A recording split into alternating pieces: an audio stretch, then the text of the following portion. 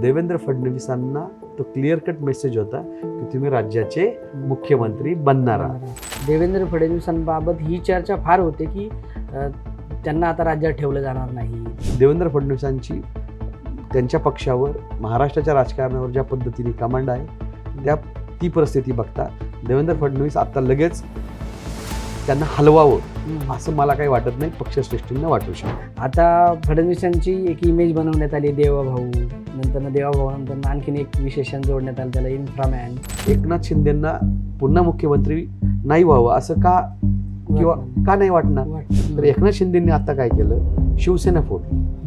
उद्धव बाळासाहेब ठाकरे गटाचे 6 खासदार आपल्या बरोबर घेतले. तर असा कोणता राजकीय पक्ष आहे की आपल्याकडे मुख्यमंत्रीपद न ठेवता दुसऱ्या पक्षाला मुख्यमंत्रीपद देईल? भाजप स्वतः तर सोडून दुसऱ्याच्या पक्षाला कशाला मदत करेल? देवेंद्र फडणवीसांकडे असा कुठला अनुभव आहे राष्ट्रीय राजकारणातला? देवेंद्र फडणवीस असू द्या किंवा अजित पवार असू द्या, हे एकमेकांना पूरक होते त्यांच्या व्यक्तिगत गोष्टींना, त्यांच्या व्यक्तिगत राजकारण. सरकार झालं नाही असं कशावर?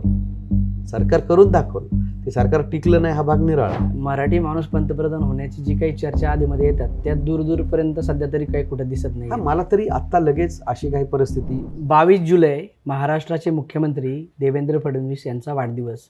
मी पुन्हा येईन असं म्हटलं आणि ते पुन्हा आले तर ते महाराष्ट्राचे विश्वविक्रमी म्हणजे सर्वात जास्त काळ मुख्यमंत्री राहण्याचा विक्रम करणारे मुख्यमंत्री ठरले.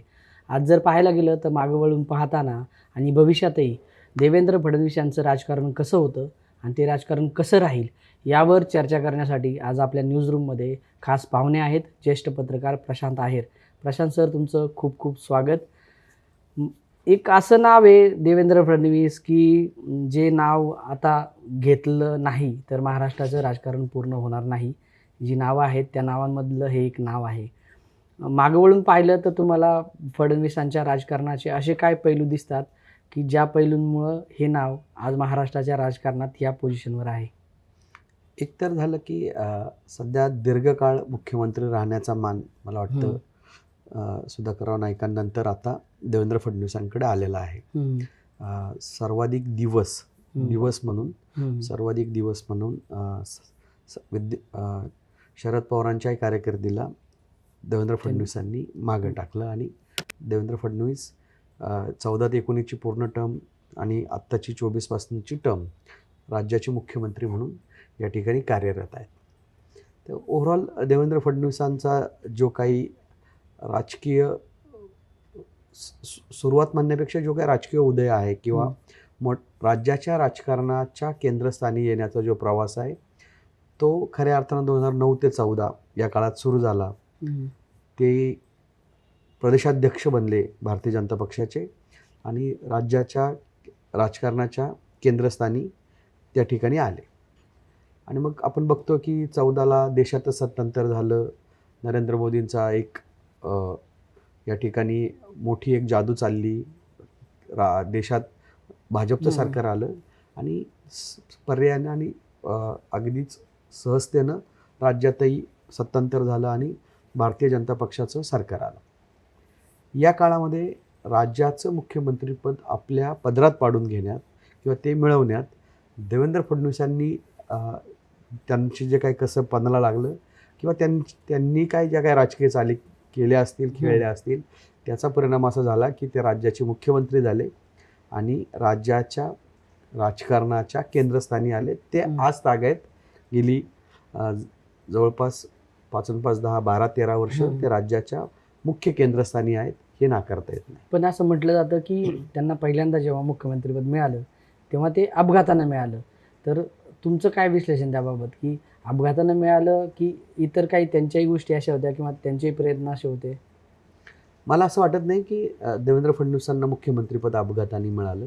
याबाबत खूप वेगवेगळ्या चर्चा आहेत. म्हणजे एकनाथराव खडसेंची ते स्वतः जी काही भूमिका मांडतात खाजगीत, त्या भूमिकेतही त्यांना मुख्यमंत्री करणार होते आणि ऐन वेळेस देवेंद्र फडणवीसांना मुख्यमंत्री केलं गेलं असं त्यांच्या निकटवर्तीयांकडून अनेकदा त्यांच्याकडूनही खाजगी बैठकांमध्ये हे सांगण्यात आलेलं आहे. अगदी त्यामुळे त्यांना किती जवळपास सुरुवातीच्या काळात यावेळेस शिवसेना अलायन्समध्ये नव्हती आणि हेच एकनाथराव शिंदे विरोधी पक्षनेते झालेले होते.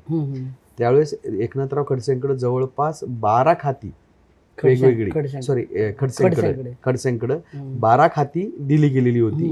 आणि त्यांचं म्हणणं हेच होतं की मला मुख्यमंत्रीपद न दिल्यामुळं या सगळ्या खात्यांचा पदभार माझ्याकडे दिला. पण मग हे मुख्यमंत्रीपद त्यांना मिळाल्यानंतर ना पहिली टर्म त्यांची व्यवस्थित गेली होती. मग असं नंतर काय झालं की परत सत्तेत आल्यानंतर ना भाजप श्रेष्ठींची त्यांच्यावर खप्पामर्जी बसली. मी याच्या ना एक पाठीमध्ये किस्सा सांगतो तुम्हाला. किस्सा असा आहे की एकनाथराव खडसेंशी जेव्हा ऑफ द रेकॉर्ड चर्चा केल्या गेल्या तेव्हा त्यांचं असं म्हणणं होतं की मीच मुख्यमंत्री होणार होतो. ऐन वेळेस मला मुख्यमंत्रीपद मिळालं नाही. एकनाथराव खडसेंचे आणि राजनाथ सिंगांचे खूप क्लोज संबंध आहे. आणि ज्या वेळेस भारतीय जनता पक्षाच्या देशात सत्ता आली 14ला, तेव्हा राजनाथ सिंग राष्ट्रीय अध्यक्ष होते. आणि राजनाथ सिंगांच्याच टर्ममध्ये त्याच्या आधी देवेंद्र फडणवीस प्रदेशाध्यक्ष झाले होते. आणि त्यांना प्रदेशाध्यक्ष करताना गोपीनाथ मुंडेंनी एकनाथराव खडसेंच्या मदतीनं राजनाथ सिंगांना कन्व्हिन्स करून देवेंद्र फडणवीसांना प्रदेशाध्यक्ष केलं गेलं होतं, अशी एक स्टोरी सांगितली जाते. ती अगदी खडसेंच्या निकटवर्तीयांकडून सांगितली जाते किंवा खडसेंकडूनही सांगितली जाते. ती मी ऑफ द रेकॉर्डमध्ये प्रत्यक्ष मी ऐकलेली. म्हणजे असं नाही मी वाया काही सांगतोय. तर ही झाली ती एक स्टोरी आहे की जी खडसेंकडून आलेली. आणखी एक स्टोरी मला हॉर्सेस माउथ जो माणूस बरोबर होता त्यांनी सांगितलेलं. 2014च्या विधानसभा निवडणुकींच्या प्रचाराचा शेवटचा दिवस होता. आणि त्यावेळेस एक ज्येष्ठ पत्रकार देवेंद्र फडणवीसांबरोबर नागपूरमधून बाय चॉपर अमरावतीत आले किंवा ते प्रचारसभा घेत शेवटची प्रचारसभा मला वाटतं नाशिक कुठेतरी होती. आणि 5 वाजता तो प्रचार संपला. देवेंद्र फडणवीसांना साहजिकच परत आपल्या मतदारसंघात परतायला लागणार होतं. ते परत निघाले होते. तर ते नाशिक एअरपोर्टवर आल्यानंतर खाजगी विमान होतं. खाजगी विमानात ते ज्येष्ठ पत्रकार शेजारी होते. देवेंद्र फडणवीस बरोबर होते. त्याच वेळेस देवेंद्र फडणवीसांना जेटलींचा फोन आला की देवेंद्रजी अभिनंदन, आपलं सरकार आलं. कधी मी हे आधी सांगतो की ऍक्च्युअली मतदान 2 दिवसांनी होणार होतं. पण साधारण महाराष्ट्रातला ट्रेंड किंवा जो काही त्यांच्याकडे आला होता, जो काही त्यांचे सर्वे आकडेवारी त्यांना सांगत होती, तर त्यांना असं वाटत होतं की आपलं सरकार आलं. आणि त्या ज्येष्ठ पत्रकारांचं अनालिसिस असंच होतं, जे ज्यांच्या शेजारी बसलेले होते. त्याने फोन मी शेजारी आहे, मी काय कुठं आजूबाजूला नाही. त्यावेळेस फोन आलाय, याचाच अर्थ देवेंद्र फडणवीसांना तो क्लिअर कट मेसेज होता की तुम्ही राज्याचे मुख्यमंत्री बनणार आहात. आता ही एक स्टोरी अशी आहे हॉर्सेस माउथ. दुसरी स्टोरी अशी आहे खडसेंची, ती तर मी माझ्या कानाने ऐकलेली. आणि या सगळ्यामध्ये देवेंद्र फडणवीसांना मुख्यमंत्री करण्यापाठीमागं काही नाही म्हटलं तरी हा एक RSSचा एक भाग आहे. त्यानंतर नरेंद्र मोदींचं त्यांच्यावर असलेलं काय प्रेम म्हणा किंवा विश्वास म्हणा, त्याचा एक भाग आहे. आणि देवेंद्र फडणवीस आपसूक 2014ला राज्याचे मुख्यमंत्री बनले आणि या राज्याच्या राजकारणाच्या केंद्रस्थानी आले. हा झाला की या पाठीमागचे 2 वेगवेगळ्या स्टोऱ्या का ज्यांना माझा कुठं ना कुठंच मला ह्या हॉर्सेस माउथ माहिती आहे. नाही मी ते तर झालं पहिल्यांदा मुख्यमंत्री, पण पहिल्या टर्ममध्ये एवढी चांगली कामगिरी करून पण दुसऱ्या टर्ममध्ये असं काय झालं की त्यांना एक पाऊल मागे यावं लागलं.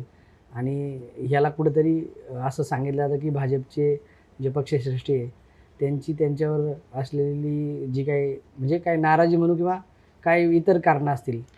नाही अंतर्गत हिवे दावे, अंतर्गत संघर्ष कुठं नाही, प्रत्येक ठिकाणी आहे. ते काय तो नसावा असं म्हणण्याचं काही कारण नाही आणि तो असावा असाही काही दावा नाही. प्रश्न काय आहे की भारतीय जनता पक्ष हा काही काँग्रेस नाही आहे की अंतर्गत हेवा दाव्यामुळं सत्ता नाकारेल, सत्ता घालवेल, असं काही होऊ शकत नाही.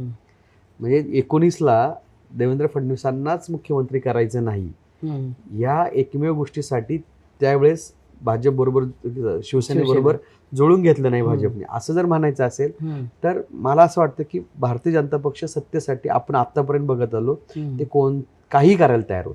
म्हणजे कोणताही पक्ष फोडायला तयार झालेत, काही करायला तयार झालेत. तर असं बघता ह्या कारणासाठी त्यांनी सत्ता नाकारली असेल असं मला काही वाटत नाही. अच्छा. पण मग आत्ताच्या जर परिस्थितीमध्ये बघायचं झालं तर देवेंद्र फडणवीसांबाबत ही चर्चा फार होते की त्यांना आता राज्यात ठेवलं जाणार नाही, त्यांना केंद्रात नेलं जाऊ शकतं. मग पण हे काय होतं की सातत्यानं ह्या गोष्टी चर्चेत येतात आणि त्या तेवढ्याच वेगानं परत थंडही झालेल्या दिसतात. मात्र आता परत एकदा ही चर्चा फार मोठ्या प्रमाणात उफाळून येताना दिसते. यामागे नेमकी काय कारणं आहेत आणि खरंच असं होऊ शकतं का? मराठी माणूस परत एकदा दिल्लीच्या केंद्रस्थानी जाऊन तिथल्या राजकारणात दिसू शकतो का? आता समजा देवेंद्र फडणवीस दिल्लीला जाणार का, असा एक साधा आपण एक प्रश्न त्याच्यावर बघू. याची 2 कारणं असायला हवीत. एक तर देवेंद्र फडणवीसांची दिल्लीत गरज आहे किंवा त्यांना महाराष्ट्रातून फोर्सफुली वजन कमी करायचं, दिल्लीला पाठवायचं, राजकीय वजन कमी करायचं. म्हणजे महाराष्ट्रातून फोर्सफुली त्यांना दिल्लीला घेऊन जायचं, दिल्लीला पाठवायचं, किंवा त्यांची दिल्लीत जेन्युइन गरज आहे. हे दोन विषय असू शकतात. फार फार तर तिसरा विषय असा येऊ शकतो की महाराष्ट्राचं मुख्यमंत्रीपद एकनाथ शिंदेंना द्यायचंय म्हणून देवेंद्र फडणवीसांना दिल्लीला न्यायचं. तिसरा अँगल, हा एक तिसरा अँगल. फार याच्यापेक्षा फार शक्यता येण्यासारख्या नाही.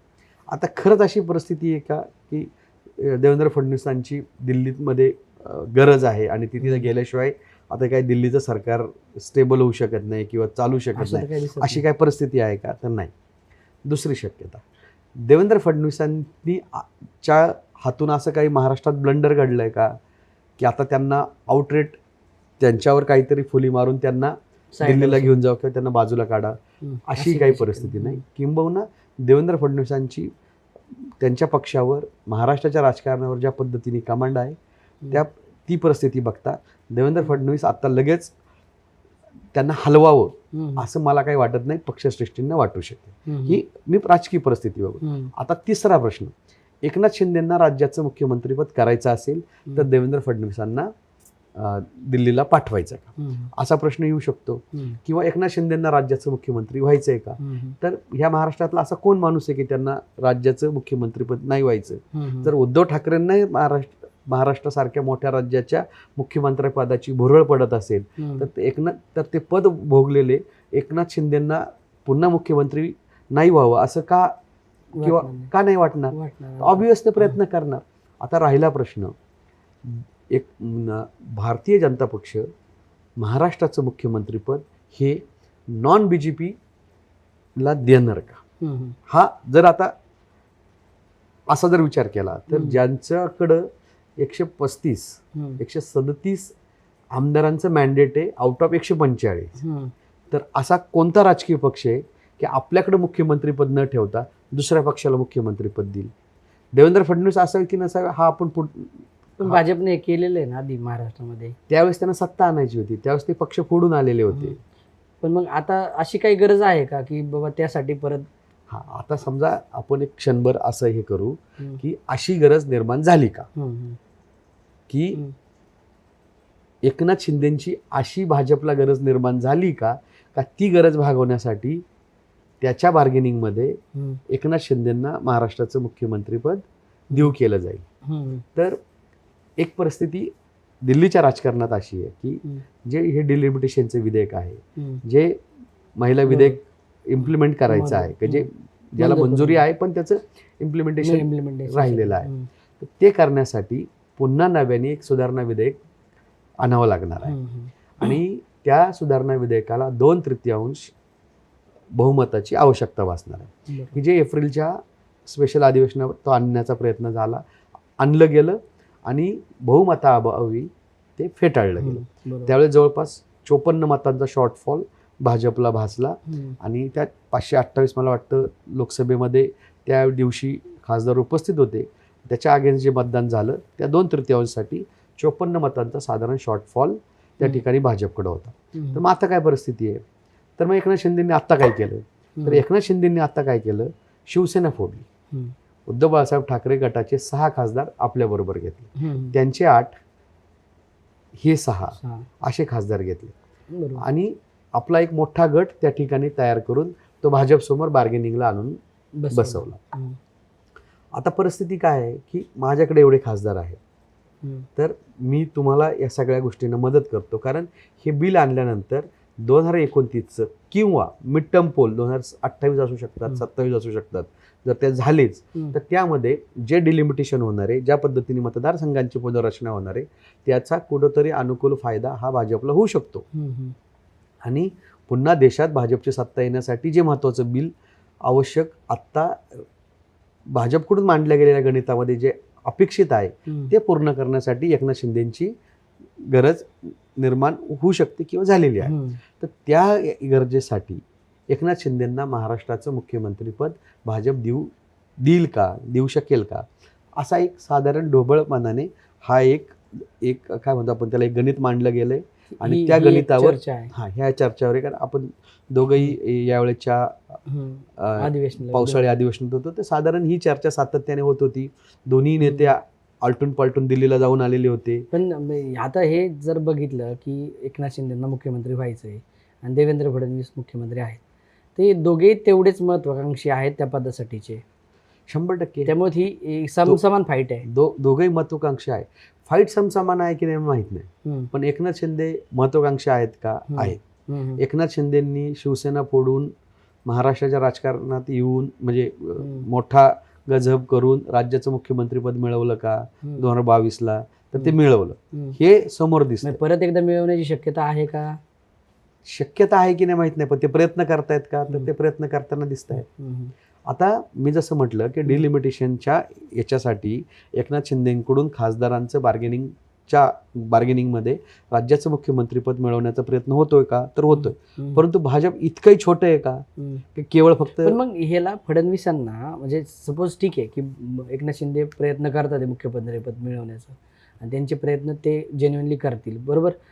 पण मग कुठेतरी असं आहे का की फडणवीसांना म्हणजे कुठेतरी जे राजकीय हेवेदावे असतात ते पक्षांतर हेवेदाव्यातून फडणवीसांची पावर कमी करण्यासाठी त्याचाही फायदा कुठेतरी एकनाथ शिंदेंना होऊ शकतो, अशी काही परिस्थिती? हे बघ, एकनाथ शिंदेंना फायदा करताना भाजपनी समजा फडणवीसांची ताकद कमी करायची, तर फडणवीसांची ताकद कमी करताना भाजप स्वतः तर सोडून दुसऱ्याच्या पक्षाला कशाला मदत करेल? फडणवीसांची ताकद कमी करताना त्या ठिकाणी विनोद तावडेंना ताकद दिली जाईल, आशिष शेलारांना ताकद दिली जाईल, मुनगंटीवारांना ताकद दिली जाईल. एकनाथ शिंदेंना ताकद देण्यात काय लॉजिक राहील? ताकदच द्यायची आहे ना फडणवीसांच्या विरोधात. तर त्यांच्या हे दोन गरजा आहेत ना, एक तर डिलिमिटेशन विधेयकासाठीची गरज मला, आणि त्यात तर काट्याने काटा काढला जात असेल तर मी तुम्हाला तेच सांगतो की डिलिमिटेशनच्या गरजेमध्ये भाजप इतकं सौम्य आहे का की फक्त ह्या 14-15 खासदारांच्यासाठी राज्याचं मुख्यमंत्रीपद एकनाथ शिंदेंना देऊ करेल? बार्गेनिंगला जर एकनाथ शिंदेकडे खासदार असतील तर त्याच बार्गेनिंग, मला असं वाटतं की शिवसेनेच्या फुटीनंतर ज्या पद्धतीनं शिंदेंनी मुख्यमंत्रीपद मिळवलं त्यावेळेसही कुणाला वाटलं नव्हतं की ते त्यांच्याकडे येईल असं. तो एक इमोशनल गेम होता, तो दोन्ही बाजूनी होता. म्हणजे एकनाथ शिंदेची महत्वाकांक्षा होती, आणि समजा तो पक्ष अशा पद्धतीने फोडून जर ते मुख्यमंत्रीपद भाजपने स्वतःकडे ठेवलं असतं तर त्या पक्ष फोडण्याचं समर्थन तितकं जोरकसपणे भाजपला करता आलं नसतं. ठीक आहे, या दाग्याला पकडून आणखीन पुढं थोडं जाऊया की देवेंद्र फडणवीस विरुद्ध अमित शहा अशी फाईट याच्याकडे पण खूप चर्चा होतात की या दोघांमध्ये प्रत्यक्ष भविष्यातील पंतप्रधान पदासाठी किंवा भाजपच्या नेतृत्वासाठी एक अप्रत्यक्ष शीतयुद्ध सुरू आहे. तर या गोष्टीकडे कसं पाहता तुम्ही? माझं त्यातलं एक स्पष्ट मत असं आहे की नरेंद्र मोदी हे एक अपवादात्मक उदाहरण आहे आत्तापर्यंत. ते आमदार झाले, ते मुख्यमंत्री झाले, ते खासदार झाले, ते पंतप्रधान झाले. दिल्लीच्या राजकारणात त्यांचा असलेला अनुभव काय होता? तर ते पक्षाचे जनरल सेक्रेटरी होते यापूर्वी. म्हणजे ते गुजरातमधून ज्यावेळेस पुन्हा त्यांना दिल्लीत पाठवलं गेलं, ते राष्ट्रीय सचिव सरचिटणीस म्हणून गेलेले होते आणि त्यांनी दिल्लीत कामही केलेलं होतं. हा त्यांचा दिल्लीतला पक्षीय संघटनेतला अनुभव होता. आता ह्या सगळ्या पॅरामीटरमध्ये आपण आत्ता बघू अमित शहांच्या बाबत. अमित शहा ज्यावेळेस 14चं इलेक्शन होतं त्यावेळेस अमित शहा सरचिटणीस होते भाजपचे. युपीचं इलेक्शन त्यांनी लढलं, त्यावेळेस युपीत सत्तांतर करून भाजपची एक हाती सत्ता आणली. हम्म, हम्म, अमित शहाच्या नेतृत्वात बऱ्यापैकी ह्या निवडणुका लढल्या गेल्या. हम्म, त्यानंतर सलग आपण बघतोय की अमित शहा ह्या गेल्या 2 टर्ममध्ये गृहमंत्री आहेत. हम्म, हा झाला अमित शहाचा राष्ट्रीय राजकारणातला एक मोठा अनुभव किंवा त्यांच्या गाठीशी असलेला हे. हम्म, आता देवेंद्र फडणवीसांकडं त्या कम्पॅरिझनमध्ये देवेंद्र फडणवीसांकडे असा कुठला अनुभव आहे राष्ट्रीय राजकारण. राष्ट्रीय राजकारणातला? अमित शहाचं राष्ट्रीय राजकारणातलं वलय, वजन आणि देवेंद्र फडणवीसांचं राष्ट्रीय राजकारणातलं वलय आणि वजन याचं तुम्ही जर मोजमाप धरलं तर ते कसं धरणार?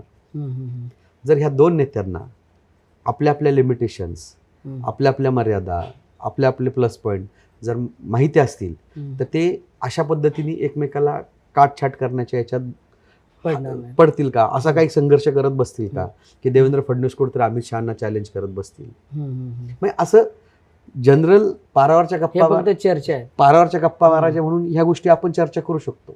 परंतु मला तर काय असं वाटत नाही.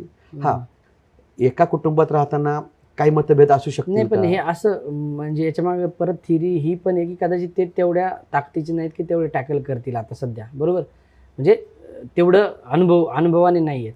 पण याच्या मागे असं आहे की आपल्याला तुल्यबळ होईल असा नेता जर एखादा समोर येत असेल तर वेळेच्या आधीच त्याचे पंख थोडेसे छाटले जातात. ही चर्चा योगींच्या बाबत आहे. हीच चर्चा योगींच्या बाबतीत पण आहे. ही चर्चा थेट नाही बोललं जात कारण ते दुसऱ्या पक्षातून हेमंत बिस्वांच्या बाबतीत आहे.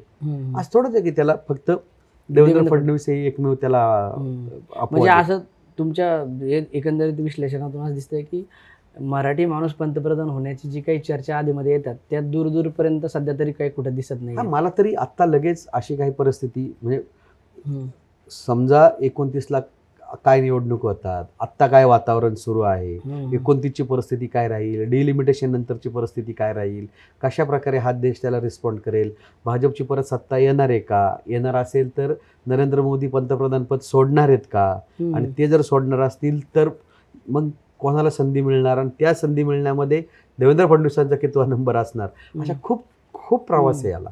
हा इतका इमिजिएट दिसणारी गोष्ट नाही. बरोबर. मला थोडं नेतृत्वाबद्दल पण बोलायचं आहे, पक्षाच्या एकूण याच्याबद्दल. राज्याच्या राजकारणात सध्या असं दिसतं की जे काही पक्ष ज्यांच्या ताब्यात आहेत त्या पक्षांवर फार लोकांचं काही वर्चस्व दिसत नाही सध्याच्या घडीला. बरेचसे पक्ष फारच विस्कळीत झालेले आहेत आणि एक हाती नेतृत्व म्हणावं अशा गोष्टी फार दिसत नाही. पण भाजपच्या बाबतीत मात्र तसं दिसतं की फडणवीस बऱ्यापैकी आता महाराष्ट्र भाजपचे सर्व असल्यासारखे किंवा एक चेहरा असल्यासारखे दिसतात. तर ह्याला नेमकी काय कारणं आहेत आणि हे असं कधीपर्यंत राहू शकतं? याला काही भाजपच्या सिस्टमचीच कारणं आहे का?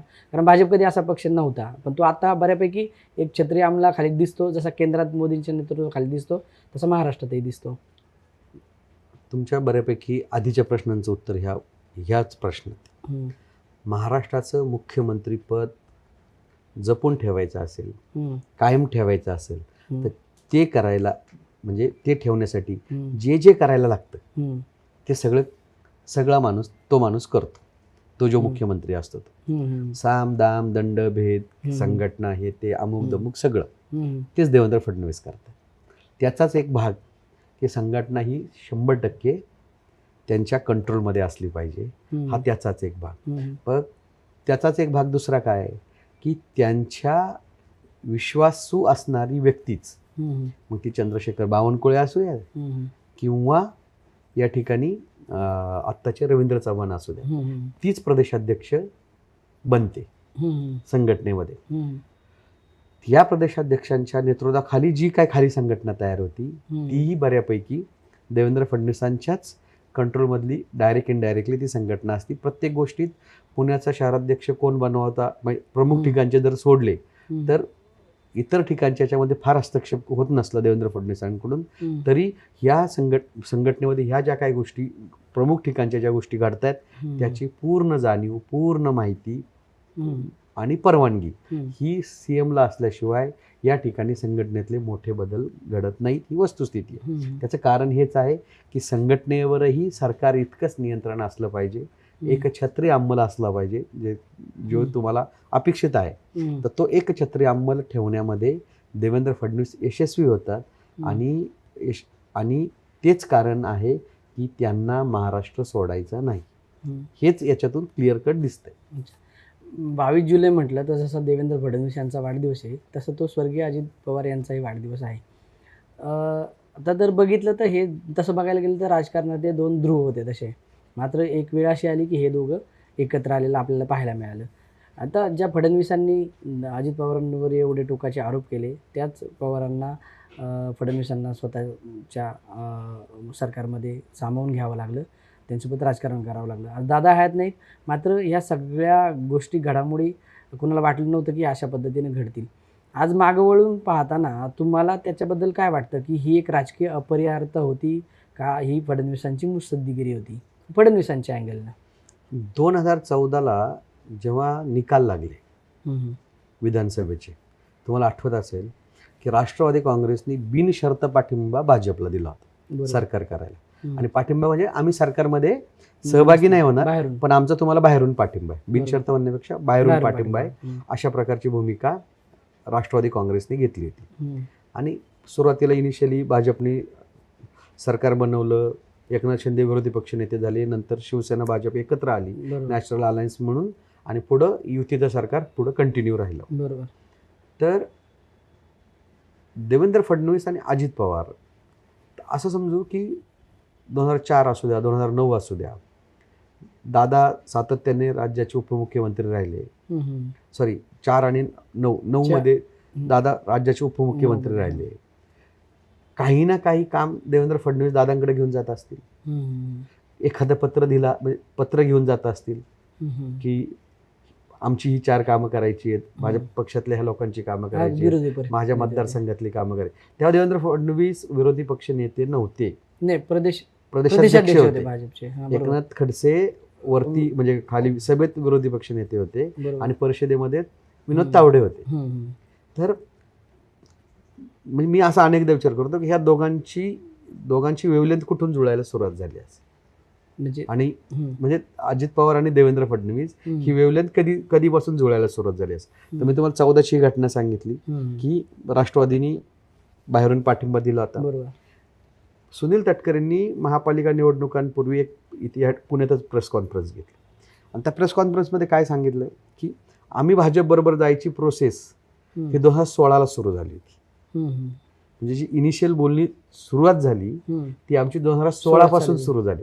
हे माझं म्हणणं नाही आहे, हे सुनील तटकरेंनी या ठिकाणी प्रेसमध्ये सांगितलेलं होतं. म्हणजे हे कुठेतरी पवार साहेबांचं पण म्हणजे तो डिसिजन पवार साहेबांच्याच भाषेत त्यांची गुगली होती. 14ला जो त्यांची पवार साहेबांचं काय म्हणणं आहे, त्यांची गुगली होती, यांची प्रोसेस सुरू होती. म्हणजे काय राजकारण हे 2+2 = 4 असं काही होत नसतं. तर मी फक्त कोण काय काय बोललं तर अजित पवार आणि देवेंद्र फडणवीस हे एकमेकांच्या जवळ किंवा इतके विश्वासपात्र एकमेकांना कधीपासून सुरू झाली याचा एक धांडोळा घ्यावा असं प्रत्येकाला वाटतंच ना. तर दोघांची अशी काय गरज होती तर यांना एकमेकांना बरोबर यावं असं. अजित पवारांना नेमकी राजकीय अशी कोणती गरज होती की त्यांना देवेंद्र फडणवीसांबरोबर जावं असं वाटलं. मग आपल्याच पक्षातले आपल्याच कुटुंबातल्या काही गोष्टींना एक आधार शोधण्यासाठी देवेंद्र फडणवीसांचा वापर केला का अजित पवारांनी? कारण 14ला तर गव्हर्नमेंट गेलेलं होतं, 14 ते 19 दादा ॲब्सोल्यूट आयसोलेट होते. सांगा ना, 14 ते 19 दादा कुठं कुठं होते? 19ला दादांनी विधानसभेच्या निवडणुकीच्या आधी राजीनामा का दिला होता आमदारकीचा? साहेबांवर साहेबांना ईडीची नोटीस आली हे कारण सांगून दादांनी राजीनामा दिला होता. त्यानंतर तातडीने जी शरद पवारांनी प्रेस कॉन्फरन्स घेतली होती मोदी बागेत, मी गेलो होतो. सगळ्या वादग्रस्त घटनांनंतर पवारांनी ज्या प्रेस घेतल्या पुण्यामध्ये त्या प्रत्येक प्रेसला मी उपस्थित. मग तुमचं इनडायरेक्ट इंडिकेशन असं की दादांनी आधार शोधायचा दादा आणि देवेंद्र फडणवीस ही एकत्र येण्याची प्रोसेस 2014-16 पासूनच बऱ्यापैकी सुरू झाली होती. आणि 19ला दादांनी तर 80 तासाचं सरकार करून दाखवलं. सरकार झालं नाही असं कशावर? सरकार करून दाखवलं. ते सरकार टिकलं नाही हा भाग निराळा. मग ते कोविड आला 22ला, एकनाथ शिंदे बाहेर पडले, एकनाथ शिंदेने सरकार केलं, तातडीनं दादा 6 महिन्यात वर्षभरामध्ये परत जॉईन झाले सरकार. म्हणजे ठरलेल्या गोष्टी असल्याशिवाय होत नाही. म्हणजे राजकारण सर्वसामान्यांना जितकं सरळ सोपं वाटतं तितकं हा विषय सोपा नव्हता. बरं, हे सगळं देवेंद्र फडणवीसांच्या एकट्याच्या जीवावर झालं का? हे सगळं करताना समजा देवेंद्र फडणवीस त्यातले मुख्य अँकर असतील, कॅटलिस्ट असतील, पण फक्त हे देवेंद्र फडणवीसांच्या एकट्याच्या परवानगीने झालं का? असं नाही म्हणता येणार. याला केंद्र सरकारची ही तितकीच किंवा मोदी शहा यांचीही तितकीच रसद होती किंवा तितकंच त्यांचाही याच्यामध्ये हात होता.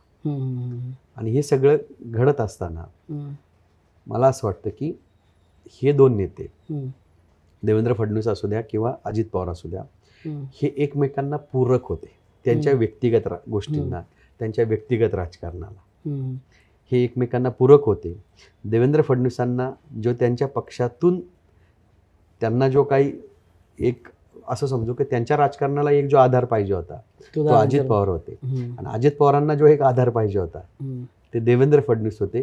हे गेल्या 5 वर्षामध्ये 2022 पासनं किंवा 2019 पासनं 2010 आता जाईपर्यंत हे जर आपण बघितलं तर आपल्या असं लक्षात येतं की हे यांनी एकमेकांना पूरक असं राजकारण केलं. आता मी ते जरा थोडंसं जे काही विलिनीकरण होतं त्याच्यावर बोलणार नाही, कारण ते मग परत नंतर विषयांतर होईल, त्यावर आपण परत कधीतरी बोलूयात. कारण ह्या अशा जर थिअरी मांडल्या तर त्या ज्या विलिनीकरणाच्या थिअरी आहेत त्याला पण कुठेतरी ठेच पोहोचते, कारण यांची वेवलेंथ जुळत होती असं म्हटलं तर.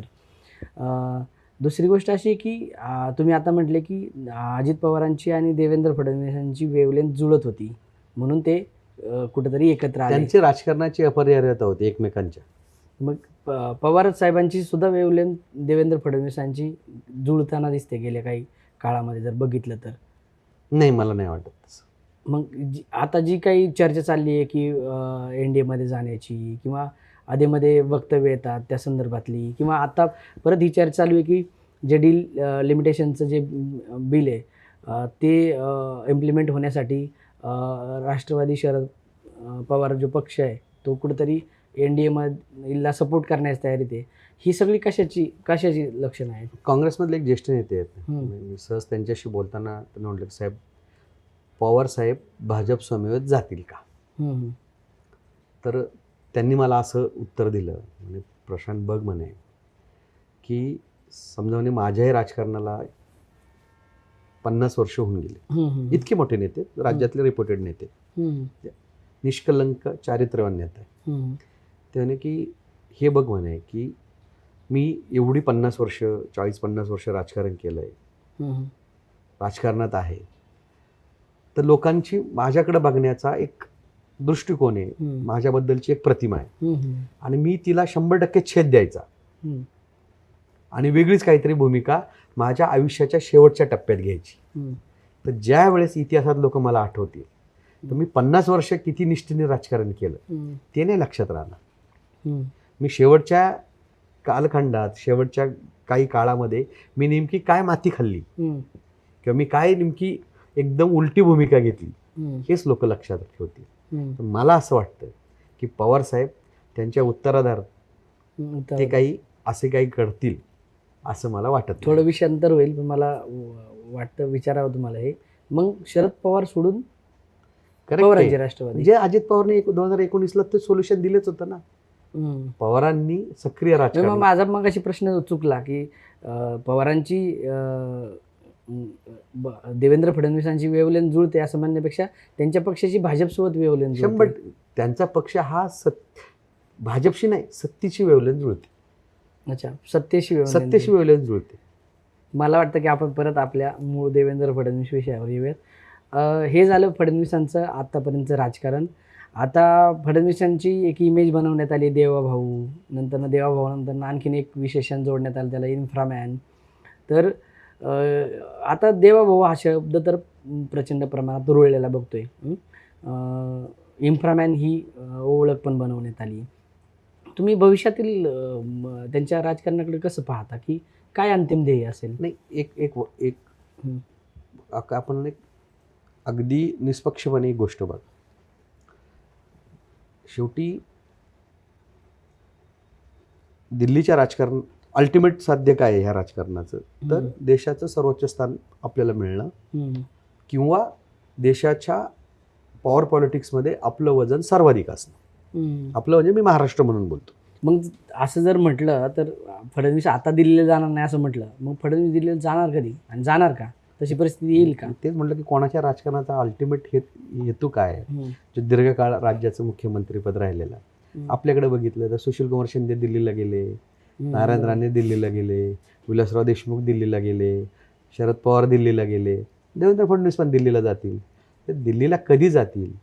तर काँग्रेसच्या सत्तेच्या काळामध्ये काँग्रेस ठरवायचं की यांना दिल्लीला कधी न्यायचं. पण यावेळेस आत्ताची सध्याची परिस्थिती बघता देवेंद्र फडणवीसांनी ती परिस्थिती बऱ्यापैकी कंट्रोल ठेवलेली आहे की मला दिल्लीला नेलं तर खाली काय होईल, राज्यातली परिस्थिती काय राहील. आणि त्याचा एक बॅलन्स देवेंद्र फडणवीसांनी फार चांगला साधला आहे.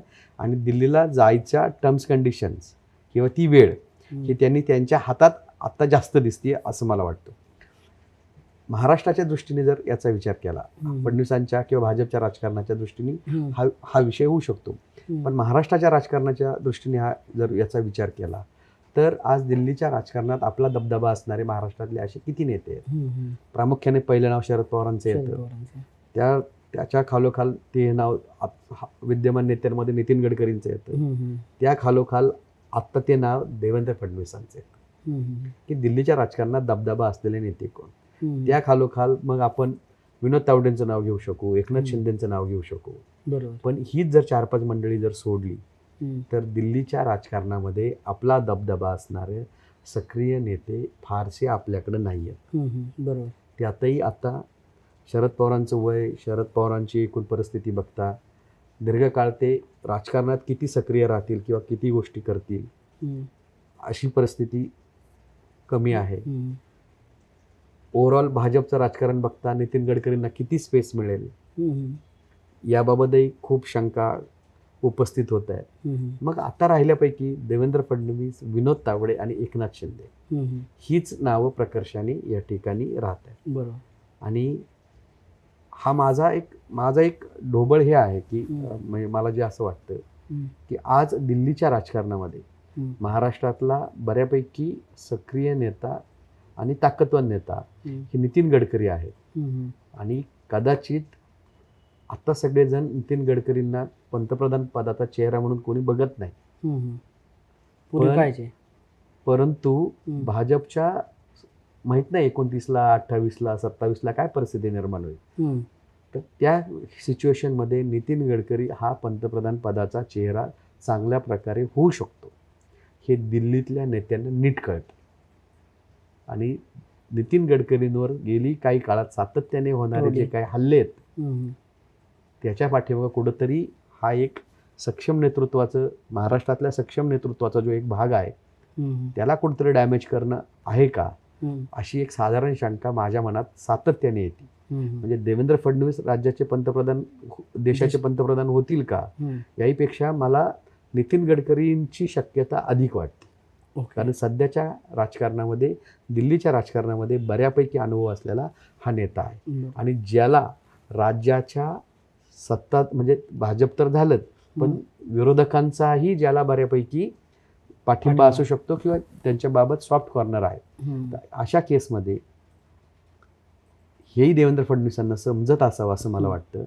त्यामुळं ते लगेच दिल्लीला जातील आणि लगेच अमित शहाशी युद्ध सुरू करतील अशी काही परिस्थिती मला वाटत.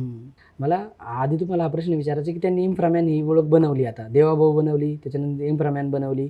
काय होतं की एखादा माणूस त्या पदावर असताना त्या नावांनी, त्या विशेषणांनी ओळखला जातो, पण भविष्यामध्ये त्याची ती ओळख तशीच कायम राहील याची काही शाश्वती नसते. तुम्हाला फडणवीसांच्या बाबतीत असं वाटतं का की उद्या फडणवीस मुख्यमंत्री नसतील पण त्यांची देवाभाऊ ओळख किंवा इम्फ्रामॅन ओळख कायम राहील असं?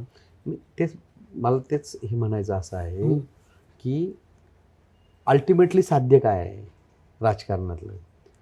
2 टर्म ते CM आहे, चला आणखी एखादी टर्म CMशिप मिळेल किंवा नाही मिळणार, याच्यापेक्षा काय त्यांना कधी ना कधी, जसं आत्ता लगेच ते दिल्लीला जाणार नाही याचा अर्थ ते दिल्लीला जाणार नाही असं नाहीये ना.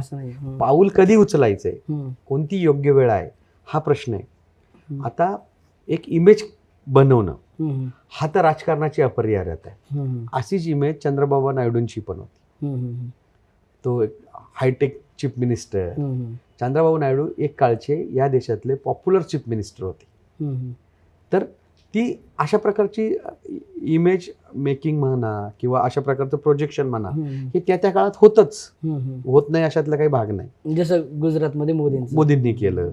अल्टिमेट काय आहे मी हा बघितला पाहिजे. आता गुजरातचं कायापालट केला असं मतदारांच्या सबकॉन्शियस माइंडमध्ये, मोदींनी हा कायापालट केला असं मतदारांच्या सबकॉन्शियस माइंडमध्ये बसवण्यात मोदी यशस्वी झालेत का? झालेत. पण आज चर्चा होती का ती? नाही.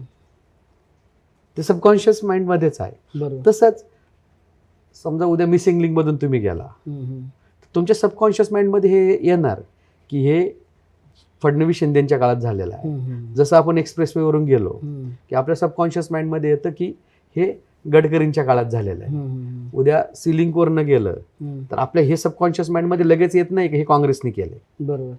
हा यांनी ते म्हणजे त्याचं मार्केटिंग. हा. तर आता कोस्टल रोड झाला याच्यातला, किंवा आता आपल्याकडे त्यांनी पाताळ लोकची भूमिका मांडली, 5 टनेल करायचे, आपले 2 रिंग रोडची भूमिका मांडली, SCMTRची भूमिका मांडली, किंवा काल परवा भूमिपूजन झालेलं ह्या तिन्ही प्रमुख म्हणजे सोलापूर नगर आणि सोलापूर नगर आणि नाशिक या तिन्ही याच्या इलेव्हेटेड रस्त्यांची भूमिका मांडली. पुण्यामध्ये मेट्रो दिसायला लागली. बरोबर. ह्या ज्या भूमिका आहेत तर त्याच्यामध्ये एक चित्र आता पॉलिटिक्स आहे ना, हे अर्बन आणि सेमी अर्बनशी रिलेटेड पॉलिटिक्स. पवार साहेबांकडे जर आपण नाव घेतलं तर पटकन काय आपल्या मनात येतं? हा शेतकऱ्यांचा नेता, कृषी मंत्री असताना केलेली काम, हा शेतकऱ्यांचा नेता आहे. यांनी दुधाला भाव दिला, यांनी कापसाला भाव दिला, यांनी आमच्या कांद्याला भाव दिला, पाणी आणलं, यांनी पाणी दिलं. ही त्या काळाची ती गरज होती. आत्ताचं राजकारण हे अर्बन आणि सेमी अर्बनचं राजकारण आहे. आणि अर्बन सेमी अर्बनच्या राजकारणामध्ये इन्फ्रास्ट्रक्चर, इन्फ्रामॅन हीच ओळख निर्माण करणं ही राजकारणाची गरज आहे. आणि तीच गरज ओळखून देवेंद्र फडणवीसांकडून त्याचं प्रोजेक्शन्स तशा पद्धतीने होते. तर साधारणपणे हे होतं एका ज्येष्ठ पत्रकाराच्या नजरेतून देवेंद्र फडणवीस यांचं राजकारण. देवेंद्र फडणवीस यांचा आज वाढदिवस आहे, तर थोडक्यातकडून त्यांना वाढदिवसाच्या खूप साऱ्या शुभेच्छा. सर, तुम्ही थोडक्यातमध्ये आलात, या सगळ्या सविस्तर चर्चा आमच्यासोबत केल्या, विश्लेषण केलं, त्याबद्दल तुमचे खूप खूप आभार. तुम्हाला हे विश्लेषण आवडलं असेल तर आम्हाला खाली कमेंटमध्ये सांगा. चॅनलला सबस्क्राईब करा आणि हा व्हिडिओ लाईक करायला विसरू नका. धन्यवाद.